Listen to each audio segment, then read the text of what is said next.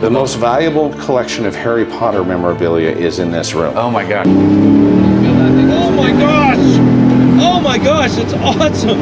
This is an actual lunar artifact.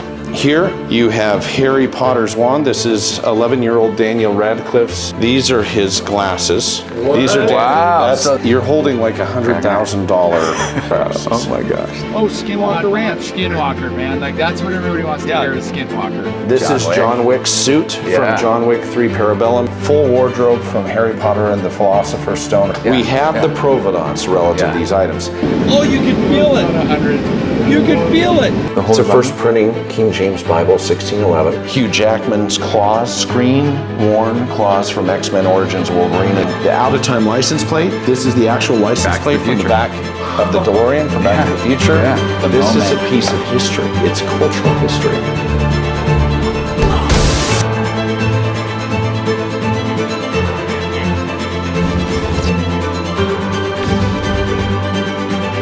Hey guys, we are here with an extra special guest today actually. I have wanted to do something for our channel for a little while with people that are really, really interesting, right? Not necessarily famous, not necessarily rich or handsome or whatever.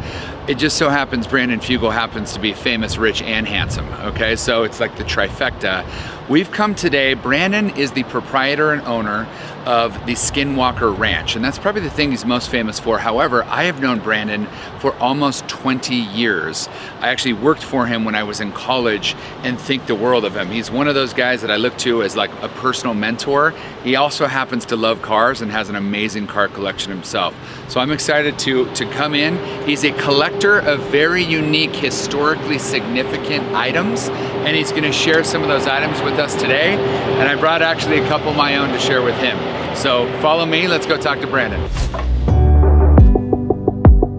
So glad to see the hello. Good to see you again. How are you? Yes. Wow, those cars out there. That was extraordinary. What do you pull up? I've never pulled up to a building in 30 plus years where I've seen such an impressive display. As we've grown, you know, since you were with us, we became the largest commercial real estate firm in the state of Utah, and we're now, you know, one of the big 3 global players. This is our living grow wall. We have this watered every night. This is our central boardroom. It's one of the largest conference tables in the state of Utah. This is our virtual reality theater. Oh, that's fascinating. So we're the only commercial real estate firm in the West that has its own dedicated VR theater and platform for site selection. Colliers manages 2 billion square feet of commercial space globally. We're in 65 countries, 500 offices, 17,000 professionals, and have the privilege of representing some of the largest Fortune 500 companies and institutions on the planet. The most valuable collection of Harry Potter memorabilia is in this room. Oh my gosh. Over here, yes, you have 11-year-old Daniel Radcliffe's full wardrobe from Harry Potter and the Philosopher's Stone, or Sorcerer's Stone as it was released in the United States. These are his Gryffindor robes. This is his Quidditch robe. Has the London Costumers label, you know, Daniel Radcliffe, Harry Potter. How cool is that? This is from the first movie when they were really unknown at the time. This is the plaque, the trophy from the case in Hogwarts, the trophy case. Here you have Harry Potter's wand. This is 11-year-old Daniel Radcliffe's hero wand from Harry Potter and the Sorcerer's Stone. I'm going to show my kids tonight, Brandon. Well, they're going to be I'm going to take your picture. Okay. Oh, yeah. Hold on. Let me. This is his wand. These are his glasses. Okay. These are those are like these are so iconic, Brandon. Like so iconic. You're holding like $100,000 pair of to $200,000 glasses. Oh my gosh, dude. Yeah. Wow. You have Ron Weasley's wand. This is Rupert Grint's. Like substantially lighter than Beat. This is Hermione Granger's wand. So this is Emma Watson. Yes.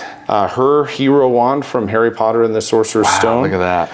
These are Harry's gloves. Okay. This is his first year potions cap, his witch's cap from potions class. Again, London Costumers label, Harry Potter, size 23 inches to his head. came right off of the set That is of, amazing. of the movie. This is Harry's Hogwarts dining hall goblet. This is his Quidditch beater bat, his bludger, his quaffle, his scarf. This is Harry's Ollivander's wand shop. Yeah. This is his box Wow. from Ollivander's from the first movie as well. All of the original, these are the screen used, what they call the hero props. You have here what are, without question, cultural treasures. Yeah. I mean, these are pieces of history that will still be reflected back on hundreds of years in the future. Yes. That that have changed and inspired so many people. So you've got Terminator 2 Judgment Day. You have Bruce Willis's full wardrobe from Unbreakable, the security poncho. I love that movie. You have one of the only pieces surviving Close Encounters of the Third Kind. This was an alien outfit that was worn by a 6-year-old ballerina. Oh, seriously? For the Steven Spielberg helmed classic. This is John Wick's suit from John Wick 3 Parabellum, fitted to Keanu Reeves and worn on screen during the glass house fight scene. Wow. That's so This bad, is Superman's, this is the actual Krypton crystal encased in this glass that was the actual Fortress of Solitude crystal. Yeah. So it is the crystal that they filmed young Clark Kent throwing into the icy Arctic tundra that created the Fortress of Solitude. And with all of these, people say, well, how do you know? Yeah. You know, you're making bold claims. Harry Potter's wand? So this is one example of how I document everything. This came from Ilya Salkind, the producer of Superman the movie, who says, to whom it may concern, this green prop crystal was used in the production of the 1978 film Superman the movie. It is made of resin and was used for stunt purposes. Specifically, when young Clark Kent would throw the crystal into the icy Arctic tundra to create Superman's Fortress of Solitude. Verified, documented. Provenance. That's right. We have the provenance relative to these items. A couple of other things lost. I don't know if you ever saw the series Lost, but this is Dr. Jack Shepard's. This is Dr. Jack Shepard's passport, his flight passes. Moving from movie props for a moment to history. In this red folio is the Apollo 11 flag flown to the moon in 1969. Here we have the NASA certificate certifying this flag traveled to the moon with Apollo 11, the first manned lunar landing, July 20th, 1969. Wow. It was rolled up in the astronauts' PK kits. This is an actual lunar artifact. Maybe I should have gone first with what I brought, because no. So this is like so in this case, you have my rare books and documents collection. In this tall case is actually a small book that is, I believe, the holy grail of all Mormon history. It is Oliver Cowdery's copy of the Book of Mormon. That is cool. With 25 pages of his handwritten notes and margins. That is really cool. Joseph F. Smith's Hawaiian Book of Mormon, first printing 1855, printed by George Q. Cannon, is the rarest edition ever. The 1830 first edition Book of Mormon, Palmyra, I have 2 copies. In fact, I believe I'm the only person who has 2 copies of the Doctrine and Covenants, first printing 1835, both of which were bound personally by Oliver Cowdery and bear his tooling. Cool. Walk me through, so the Book of Commandments that you have right there on the far right, is that a complete Book of Commandments? Okay. So it's a leaf, which is actually worth about $100,000. Yes. No, it's one of the leaves that was recovered by the Rollins sisters. When the mob showed up in 1833, when the men were first trying to attempt to print the first revelations and organizational documents. I have in this case, this decorative case houses... what's that? It's a first printing King James Bible, 1611. Are you serious? That is rad. It was the copy belonging to the parish church outside of Cambridge, England. It was their cherished pulpit copy from 1611 until 2019 when it made its way to me. Wow. So it's only had 2 owners. In that is rad. 400 that is super cool. 10 plus years. Houdini's autobiography, signed by Houdini. The Wright brothers, signed by Orville Wright, the first pilot. Einstein's biography is signed by Einstein, 1930, New York. An American Life. This is Ronald Reagan's autobiography, signed by him in the White House in 1990 and co-signed by a very prominent world figure. Mikhail Gorbachev signed it with Ronald Reagan. Okay, that's rad. That's rad. Down here you have Shakespeare folio, 1685 London in this case, fully intact with the medieval binding. In this Pelican case is actually not a historical book, but it's actually a movie prop that I believe bears as much significance as many of these items.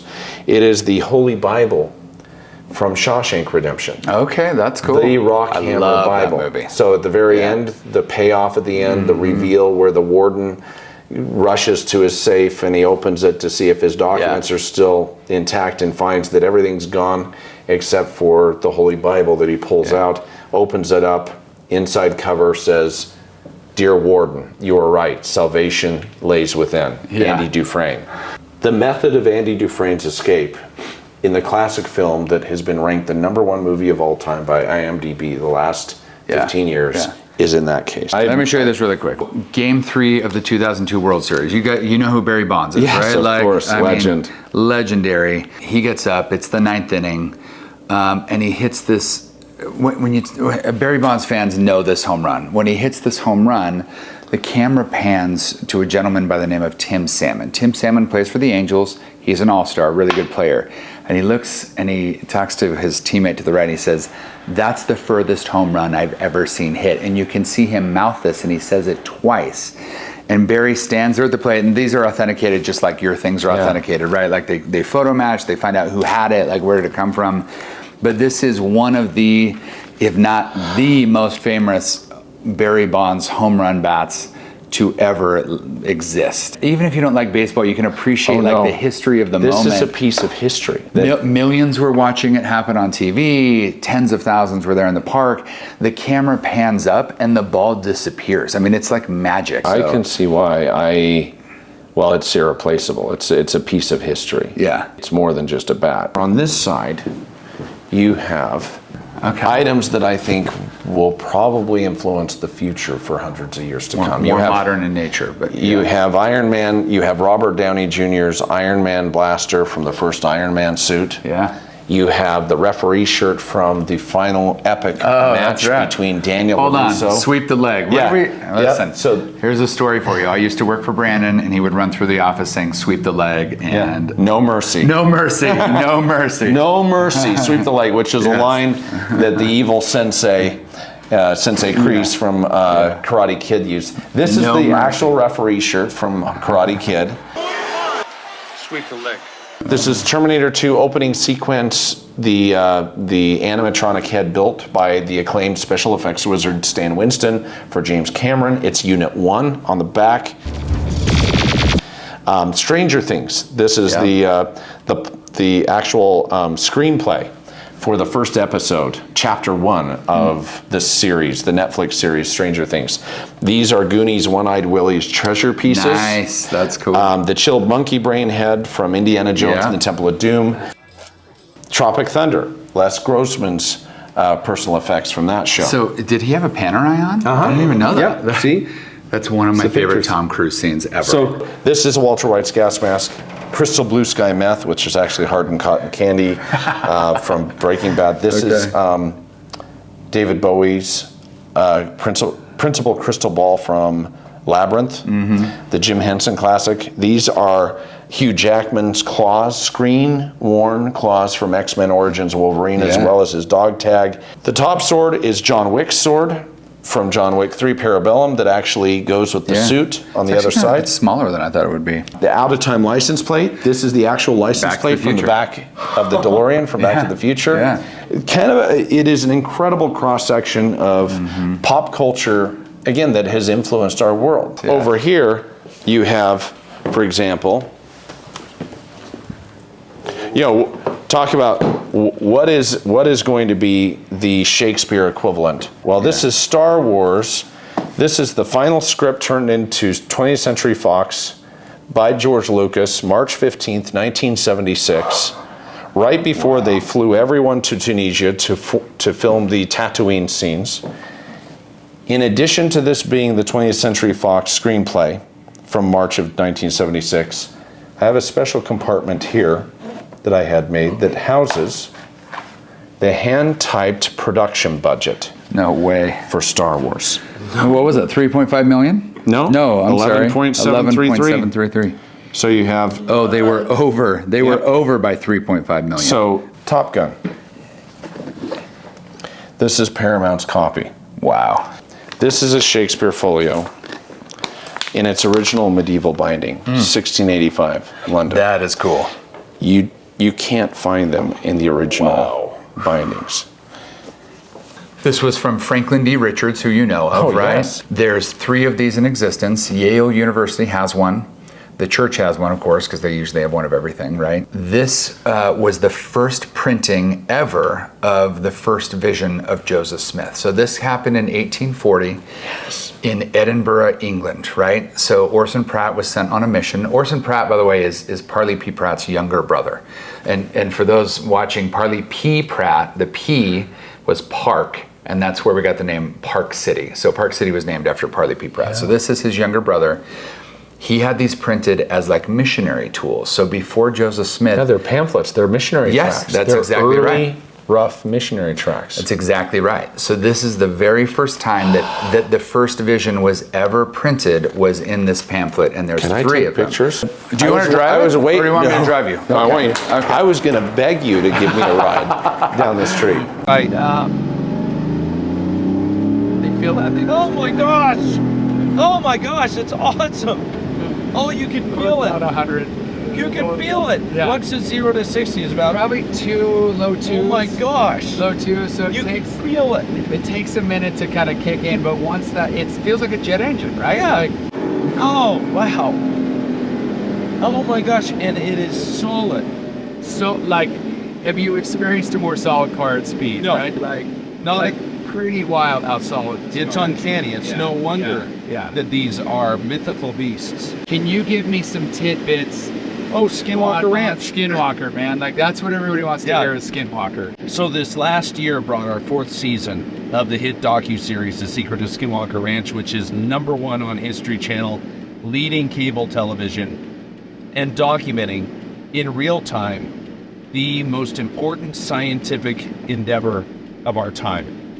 To take the most scientifically studied paranormal hotspot on the planet, 500 acres, that has been the center of gravity for more UFO sightings, bizarre cattle mutilations, and other strange phenomena, and allow a world-class docu-series effort to come in the gates for the first time to document the reality has been historic, and it's been exhilarating. Do you feel like over the last 4 seasons, your ability as, the proprietor of this property to really tap in to like what is happening there, has it improved over time? And like do you have new technology that exists Yeah. that you've developed to kind of help you understand, what that looks like?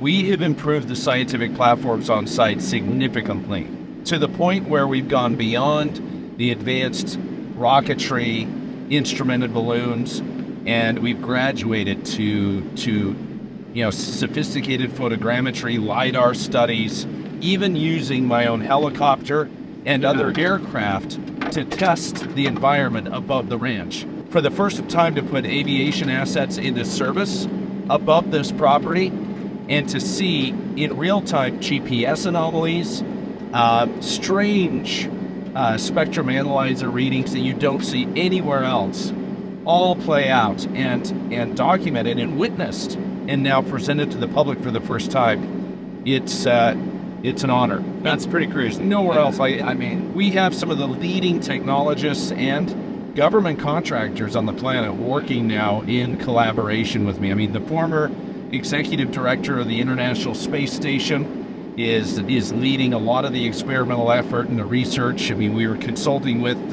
retired 4-star General Lance Lord, who is the former head of U.S. Space Command. We have the largest drone operating company in the United States, Sky Elements, that has deployed not only hundreds, but now over 1,000 drones above the property with carefully calibrated experiments to document the anomalies, the strange activity and behavior that occurs only this location.